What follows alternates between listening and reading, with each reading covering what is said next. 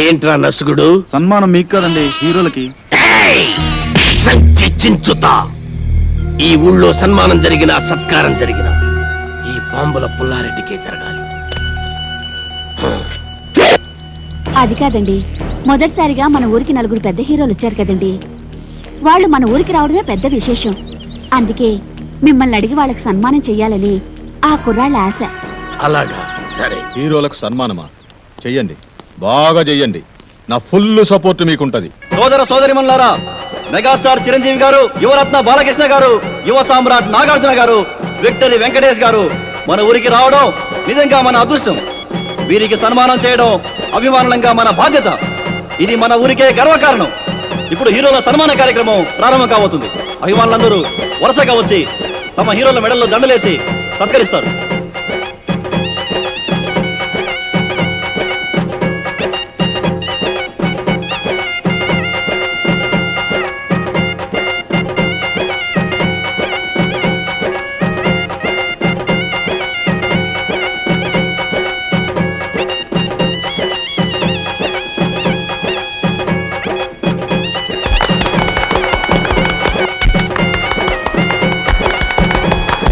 ఇప్పుడు ఓ వీరాభిమాని అదిరిపోయే హీరోలను సత్కరించబోతున్నాడు.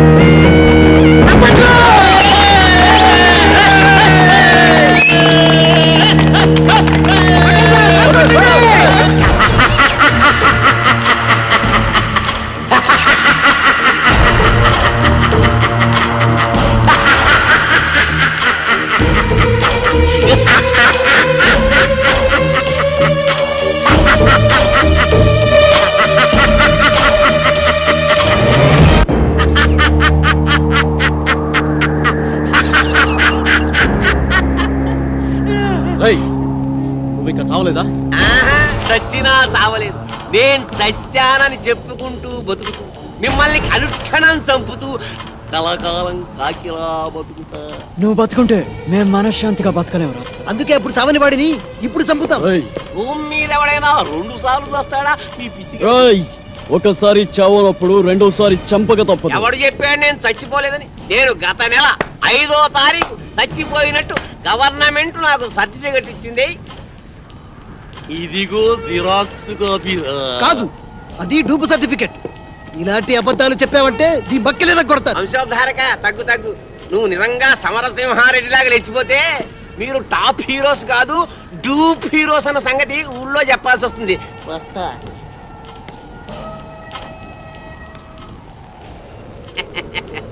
వారేవా ఏమి ఫేసెస్, అచ్చు డూపుల్లా ఉన్నాయి బాసెస్.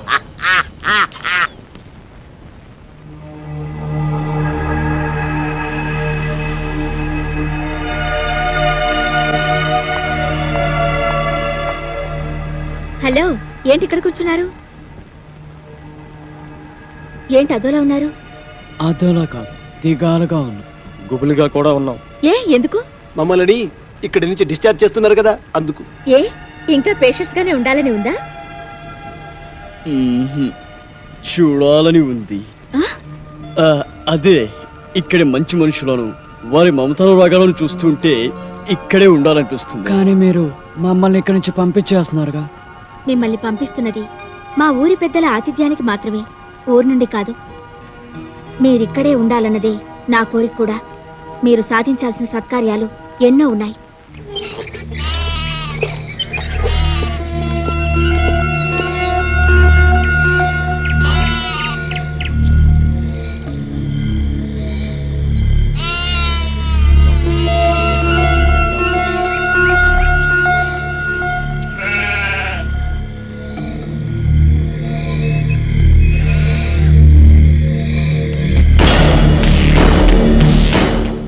ఆగిపోయారేంటి? రండి బ్రదర్, మీకు మా స్వాగతం. అంతఃపురం సినిమాలో లాగా వాళ్ళంతా అలా తుపాకులు పట్టుకుని ఉన్నారేంటి? వాళ్ళ చేతుల్లో ఆ తుపాకులు అంత అవసరమా? వీళ్ళంతా మన మనుషులే. ఏ భయపడుతున్నారా? మీరు కూడా గన్లు పట్టుకుని సినిమాలో యాక్షన్ చేస్తారు కదా. అరే మస్తాన్, అంతా రెడీయేనా? రెడీయేనండి అయ్యా. ఇవ్వు. ఇదిగోండి. గన్ను కాదురా, దండ, పూల దండ. మామూలు దండ, సవాల్కేసే దండండి. మన స్నేహితులు రా. రే, దండలు తీసురా.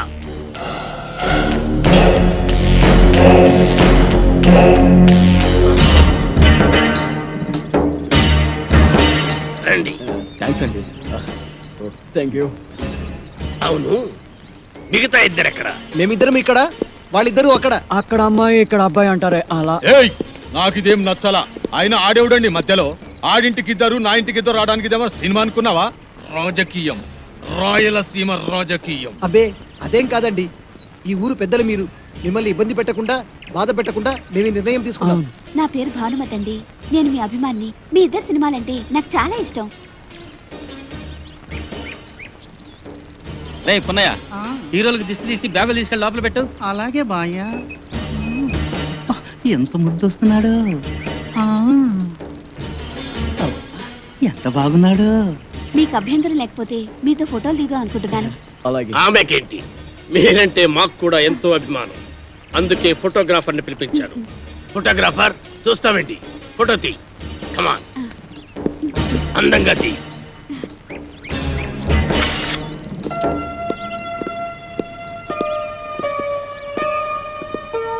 బామ్మ, బామ్మ,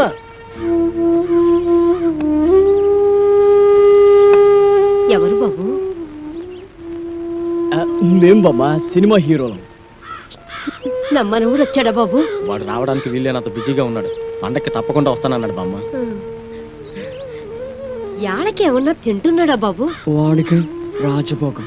ఖాళీ దొరికినప్పుడల్లా నీ గురించి చాలా గొప్పగా చెప్తుంటాడు బామ్మ. వాడి మధ్య ఓ పెద్ద వేషం వేసి అందరి ఆశీస్సు అందుకొని ఎవరికి అందనంత ఎత్తుకెదిగిపోయాడు బామ్మ. మేమందరం కలిసి వాడికి పూలదండలు కూడా వేసాం బామ్మ. పోనీలే బాబు, వాడికి ఏ కష్టం లేకుండా చల్లగా ఉంటే అంతే చాలు. వాడికి ఏ కష్టం లేదమ్మా. సినిమా స్వర్గంలో మహారాజులాగా ఉన్నాడు. అవును బామ్మ. నాకు తెలుసు బాబు, నా బంగారు కొండ, నా మనవుడు ఎప్పటికైనా మహారాజు అవుతాడని. ఆ దేవుడు చాలా గొప్పోడు బాబు. అవును, వాడికి ఎప్పుడు ఆ దేవుడు తోడుగానే ఉంటాడు. వాడు ఎప్పుడు ఎక్కడున్నా నీ గురించి ఆలోచిస్తుంటాడు బామ్మ. వాడికి నువ్వంటే చెత్త ప్రేమ బామ్మ. వాడికి వచ్చిన మొదటి జీతంతో నీకు ఈ చీర పంపించాడు బామ్మ.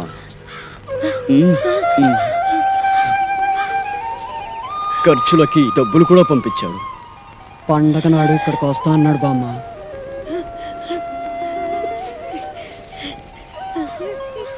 పండక్కి నువ్వు ఈ చీర కట్టుకుంటే చూడాలని వాడు ఎంతో ఆశపడుతున్నాడు బామ్మ.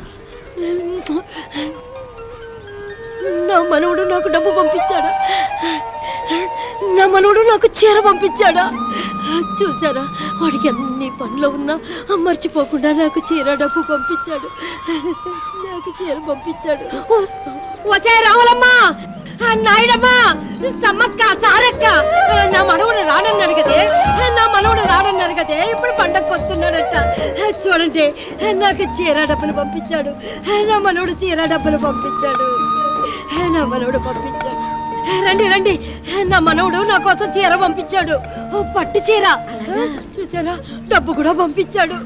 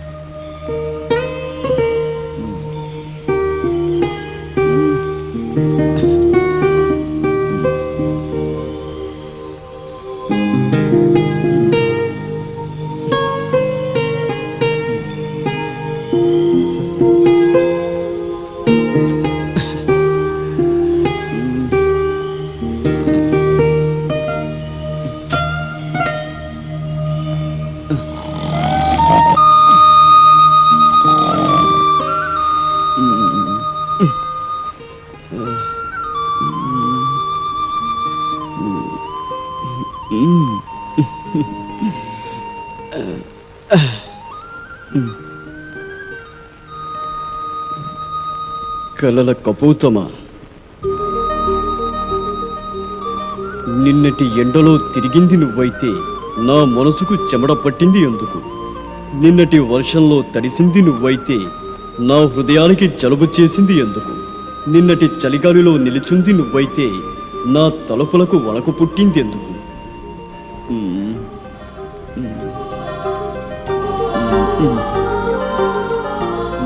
నడిరాత్రి కలవ నడిసంద్రపు అలవ నడిసొచ్చిన శిలవ ఎవరని నిన్ను పిలవను ఎలా నా ప్రేమను తెలపను.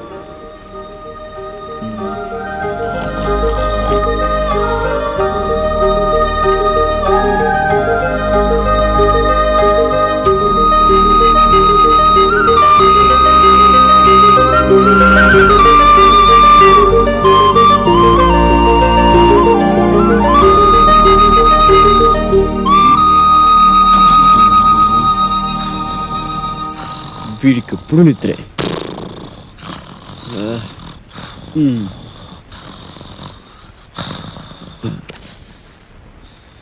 రేపు ఉదయం వెన్నెలను కలుస్తాను.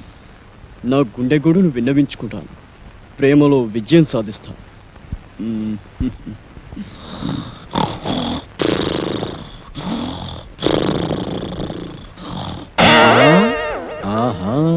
రామ్మ చిలకమ్మ ప్రేమ ములకమ్మ రాధమ్మ. నేను అనేక సినిమాల్లో రంభ, రమ్యకృష్ణ, సౌందర్య, సిమరాన్ లాంటి అందమైన హీరోయిన్స్ తో నటించాను. కానీ వాళ్ళతో కలిసి నటించినప్పుడు కలిగిన అనుభూతి, స్పందన ఈ ఊళ్ళో ఒక అమ్మాయిని చూసిన తర్వాత కలిగిందండి. స్పందన అంటే అదే అదే ప్రేమ. ఆ ప్రేమ నామకి ఎలా తెలపాలో తెలియక ఈ లవ్ లెటర్ రాశాను. రాస్తే ఇచ్చేయండి. ఇది మీకు ఇచ్చి నాకా? మీకని కాదు, ఈ లెటర్ మీ చాట్ చదివించి మీ అభిప్రాయం ఏంటో తెలుసుకుందామని. సరే, అదేదో మీరే చదవండి. కళల కపోతమా, నిన్నటి ఎండలో తిరిగింది నువ్వైతే నా మనసుకు చెమట పట్టింది ఎందుకు? నిన్నటి వర్షంలో తడిసింది నువ్వైతే నా హృదయానికి జలుబు చేసింది ఎందుకు? నిన్ను నిన్నటి చలిగాలిలో నిలుచుంద నువ్వైతే నా తలపులకు వణుకు పుట్టింది ఎందుకు? అమ్మ నాటు రౌడీ, నేనే ఎక్కడో కాపీ కొట్టి రాసుకుంటే నా దగ్గర నువ్వు కాపీ కొడతావా? ఉండు నీ పని చెబుతా. ఏ మేరీ పాపా, నన్నా? అయ్య బాబాయ్ బాబాయ్.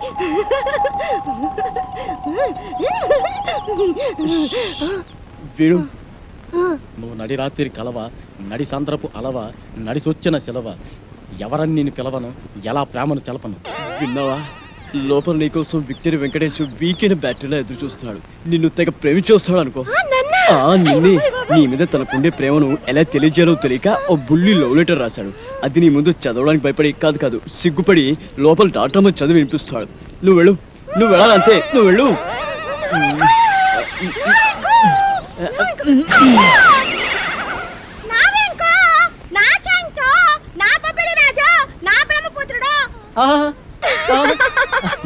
నీకే కాదు, నీ పైన నాకు కూడా బోల్డంత ప్రేమ ఉన్నది.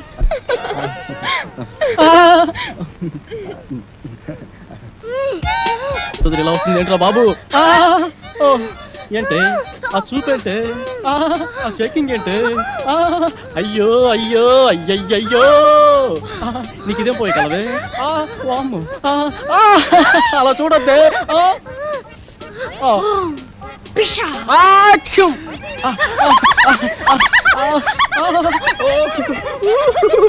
అది రవ్వా కింద పడ్డ గులకరాలు లేరుకోవచ్చా? మంచి మొచ్చారు. సరే కానీ పక్కకు పోదా. ఈ పాడు నేను అలాంటి వాడిని కాదు. అయినా ఎవరైనా చూస్తే బాగోదే. ఇక్కడ ఎవరు లేరు కదా. వదలమంటుంటే సూర్యకాంతానికి చెల్లెల్లా, కల్పనారాయికి అక్కలా ఉన్నావు. నా శీలాన్ని దోచుకుని సీమంతం చేసుకోక నిన్ను నిన్ను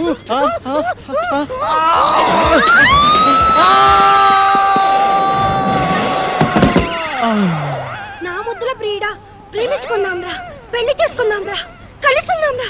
అమ్మమ్మమ్మమ్మమ్మ, అయ్యో అయ్యయ్యయ్యో, అబ్బా, కొండపల్లి రాజాలో పాము వచ్చినట్టు నా వెంకి ఎంత బాగా చేస్తున్నాను. పాము వచ్చినట్టు కాదమ్మా, పాము చచ్చినట్టు. నువ్వు నా పైన పడ్డావంటే రోడ్డు రోలర్ కింద పడ్డా అప్పడంలో తయారైపోద్దమ్మా నా పరిస్థితి. అమ్మమ్మమ్మమ్మ రావద్దమ్మా, అబ్బబ్బబ్బబ్బ రావద్దమ్మా.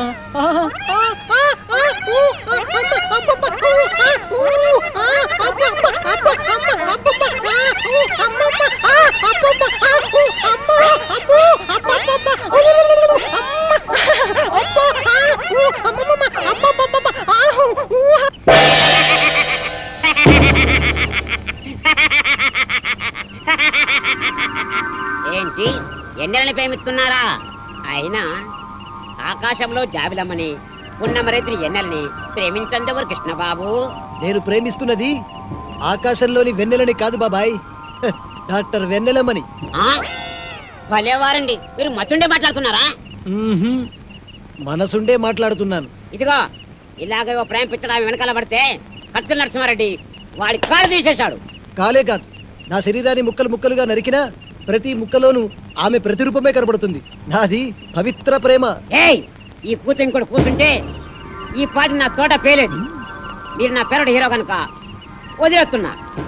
అయినా డాక్టర్ అమ్మా లవ్లో లటక్కున పడే మనిషి కాదు, కానీ ఓ చిన్న వీక్నెస్ ఉంది. ఇప్పుడు ఇప్పుడు నా అభిమానం అనిపించుకున్నావు.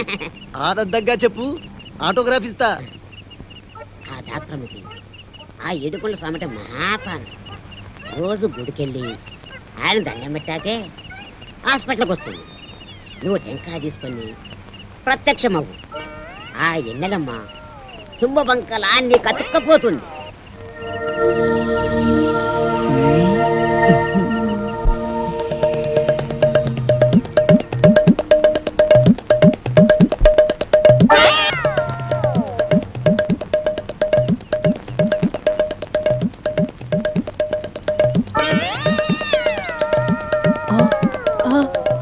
అమ్మనా అన్నమయ్య, దేవుడి సెంటిమెంట్ తో కొడతావా?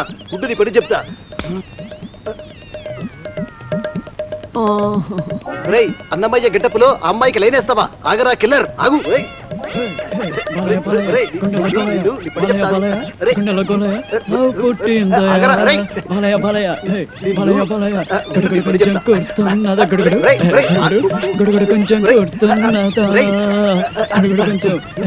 పట్టుకుంటే అయిపోయావరా? నీ పని అయిపోయినట్టే ఈరోజు.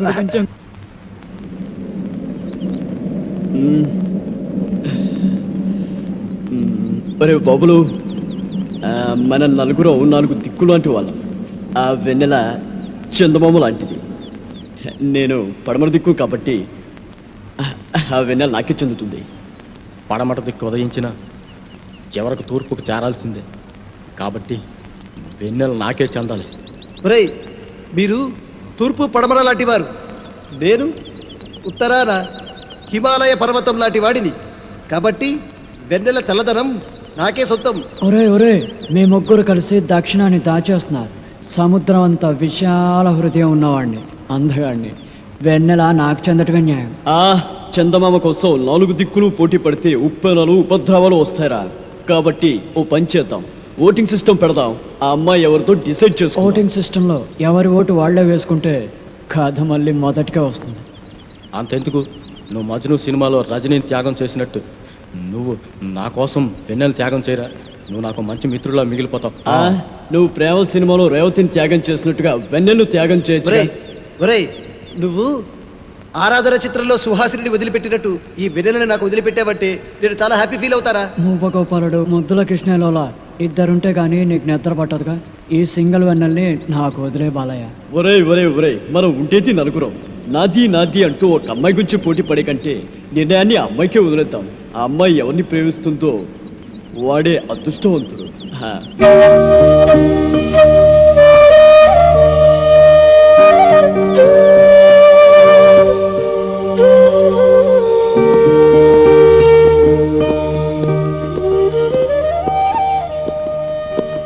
అదిగోరా వెన్నెల. వెన్నెల గారు, వెన్నెల గారు, హాయ్. ఇక్కడున్నారా? మీకోసం భూగోళం అంతా వెతుకుతున్నాం. ఎందుకు? మీకు మాకు ఆరాధన కలిగించే హ్యాపీ న్యూస్ చెప్దామని వచ్చాం. సారీ అండి, హ్యాపీనెస్ ఎంజాయ్ చేసే మూడు నాకు ఇప్పుడు లేదు. అంత కష్టం ఏమొచ్చిందో మీకు? నాకు కాదు, ఈ పల్లె తల్లికి వచ్చింది. పల్లె తల్లిక? అవును, రేపే ఈ ఊళ్ళో జాతర. ఈ ఊరి ఆచారం ప్రకారం ఏడాదికోసారి ఇక్కడ జాతర జరుపుతారు. ఈ జాతర జరపకపోతే ఏదో కీడు జరుగుతుందని ఇక్కడ ప్రజల నమ్మకం. కీడు గురించి ఎంత నిజమో కానీ ఇక్కడ కీచక నాయకులకు వారి అధికార దాహానికి ఈ జాతర ఓ క్రీడాక్షేత్రం అయిపోయింది. జాతర వస్తుందంటే చాలు పల్లె తల్లి భయంతో వణికిపోతుంది.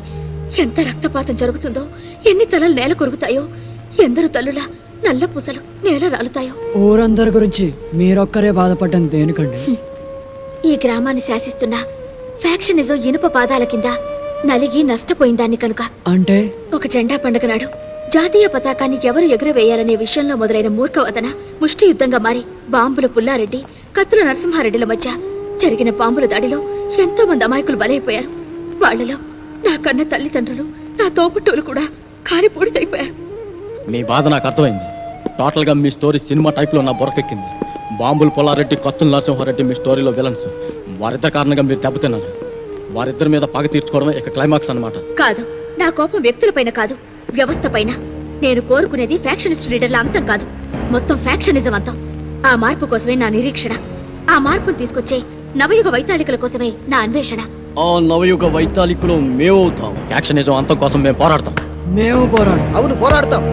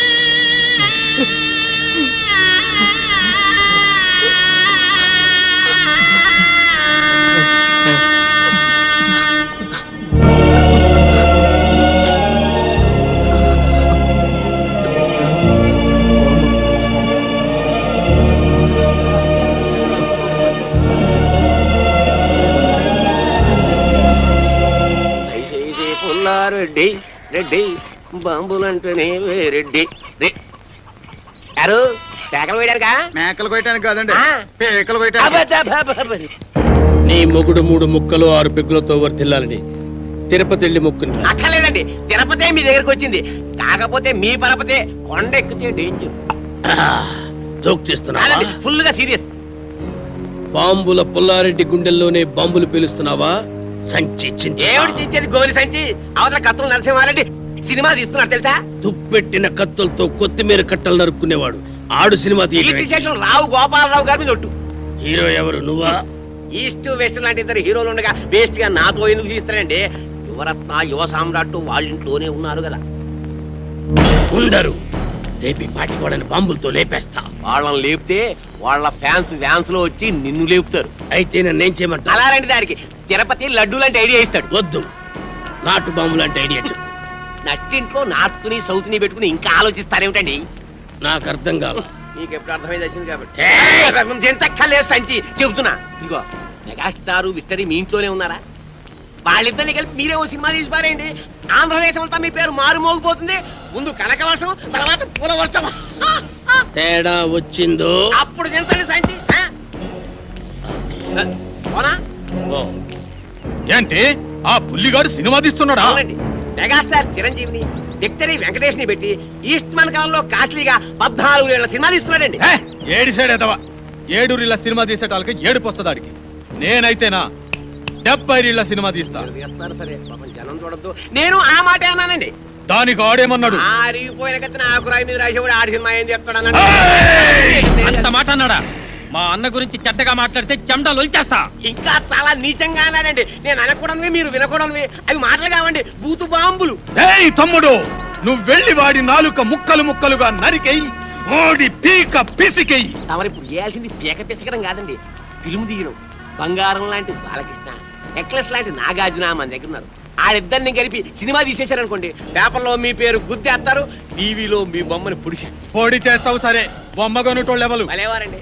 బాలకృష్ణ పేరు చెప్తే బయ్యళ్ళు మీ ఇంటి ముందు బంతి కడతారు. నాగార్జున పేరు చెప్తే 4 షోలు ఫుల్లే. ఇక అమెరికాలో ఇప్పుడు అన్నమయ్య సినిమా ఆడుతుంది తెలుసా? అక్కడ వాళ్ళు అన్నం నీళ్లు మానేసి అదే చూస్తున్నారట. బాలకృష్ణ పేరు చెప్తే బాలీవుడ్ బయ్యో అంటోంది.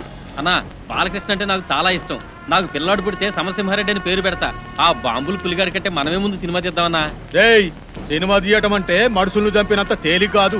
దానికి బోల్డంత వ్యాపారం తెలుసుండాలి. వ్యాపారం కూడా మీకెందుకండి? దానికి నేను చూసుకుంటా. అంతేనంటావా? అయితే నా కత్తికి పదును పెడతా, సినిమాకి ముహూర్తం పెడతా. ఒరేయ్, మా పేరు అడ్డు పెట్టుకుని ఈ ఊరు జనాన్ని మోసం చేస్తావా? నువ్వు మనుషులు పీక్కు తిని రాబందురా. శవాల మీద కప్పిన తెల్ల గుడ్డని కాజేసి తెల్లానికి చీర కట్టుకోమని ఇచ్చే నీచుడు రా నువ్వు. రేయ్, మేము ఒరిజినల్ హీరోలమని మాతో సినిమా తీస్తానని నమ్మించి డబ్బులు కాజేయాలని చూస్తావు కదూ. రేయ్ నీకు సిగ్గు లేదు? నాకు ప్రాణమే లేదు, సిగ్గెలా ఉంటుంది? నేను అస్థిమూల పంజరాన్ని కాదు ఆస్తిమూల పంజరాన్ని. ఈ పంజరంలో చిక్కుకున్న బంగారు పిచ్చుకలు పుల్లారెడ్డి, నరసింహారెడ్డి. సినిమా పేరుతో వాళ్ళని దోచేసి ఏ హాలీవుడ్ కో బాలీవుడ్ కో పారిపోతా. రేయ్, నువ్వు దోచుకుంటూ ఉంటే చూస్తూ ఊరుకోవడానికి చేతులకి గాజులు తొడుక్కోలేదురా. గాజులు కాకపోతే బేడీలు దొడుక్కోండి. ఇదిగో మీరు నిజం హీరోలు కాదు, డూప్ హీరోలన్న సంగతి డాక్టర్ అమ్మ ముందు, ఈ ఊరి లీడర్ల ముందు కక్కేస్తా.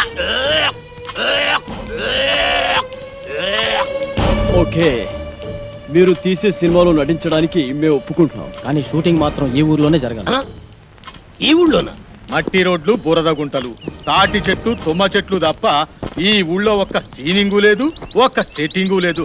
ఈ ఊళ్ళో షూటింగ్ ఎట్టా చేస్తారయ్యా? మట్టి లాంటి ఈ ఊళ్ళోనే మాణిక్యం లాంటి సినిమా తీయచ్చండి. సినిమా బిజినెస్ బాగా జరగాలంటే ఫారెన్ లో షూటింగ్ చేయాలంటాడేంటి తిరుపతి?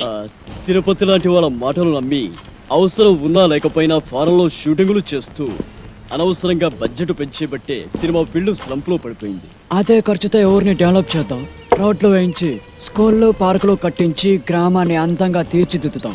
ఇక్కడే షూటింగ్ పెట్టుకుందాం. శ్రమదానాలతో షూటింగ్ స్పాట్లు, అందమైన లొకేషన్లు సృష్టించుకుందాం.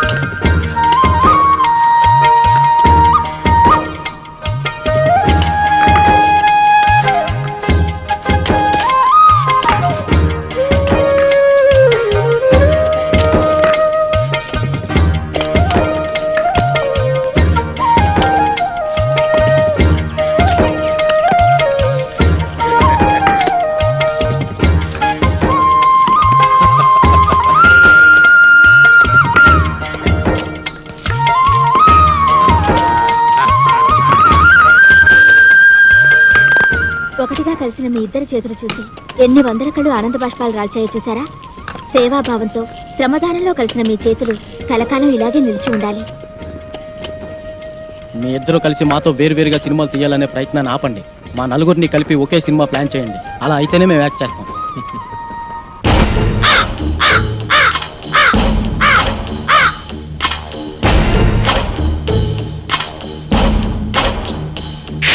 సోదర సోదరీమణులారా, నలుగురు హీరోలు గాయపడితే వాళ్ళని కంటికి రెప్పలా కాపాడి అప్పున చేర్చుకున్న చరిత్ర మీ గ్రామానిది.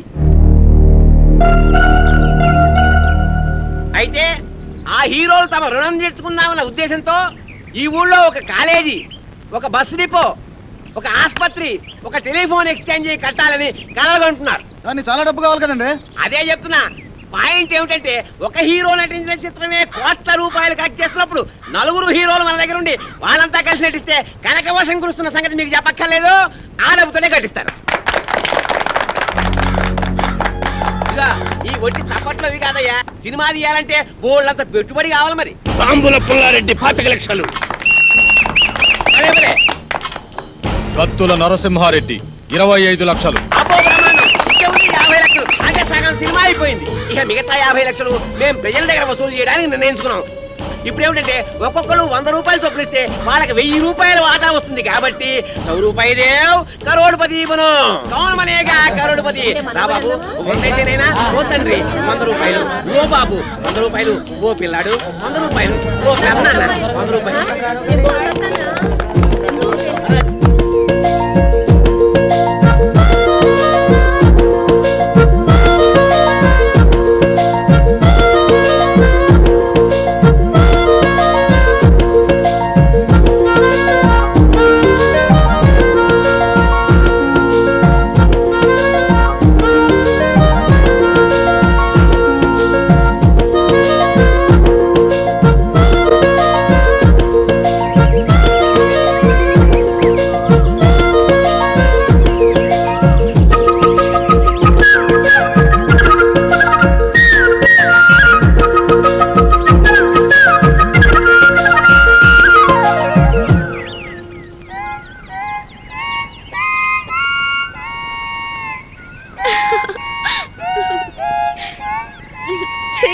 ప్లీజ్ మీ రాగాలాపనను ఆపకండి, మీ పాటకు ఆనకట్ట వేయకండి. ఇన్నాళ్ళకి మీ మొహంలో ఆనందాన్ని చూస్తున్నాం. ఇప్పుడు మీరు ఆనందానికే కేరా పెట్టస్ లాగా ఉన్నారు. అవును, ఈరోజు నిజంగానే చాలా సంతోషంగా ఉన్నాను. ఈ గ్రామ అభివృద్ధి కోసం నేను కన్న కలలు వాస్తవ రూపం దాలుస్తున్నాయి. Now I'm very happy. ఈ రోజు మిమ్మల్ని చూస్తుంటే పికాసో చిత్రం ప్రాణాలు పోసుకొని రాగాలు పొత్తునట్టు ఉంది. మోనాలిసా కదిలి వచ్చి అందరూ జలిపించినట్టు ఉంది. ఆహా, నిజంగానా? అవునండి, అజంతా శిల్పాల మీదొట్టు, ఎల్లోరా అందాల మీదొట్టు, రవివర్మ చిత్రాల మీదొట్టు. వెన్నెల గారు, నేను కవిత్వాలు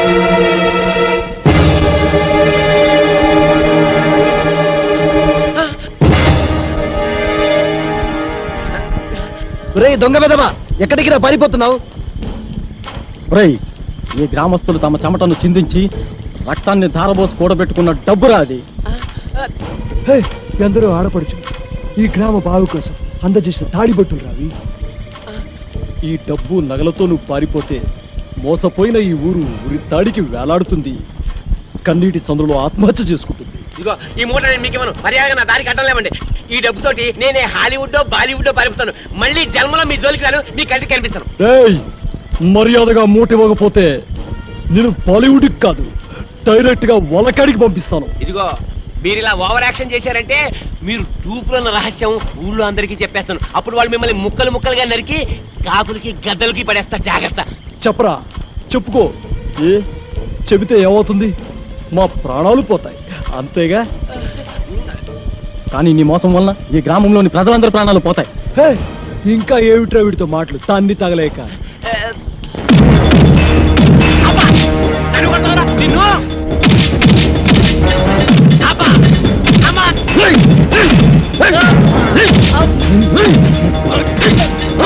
రేయ్, నిన్ను చంపి పాతేస్తా. కొట్టరా!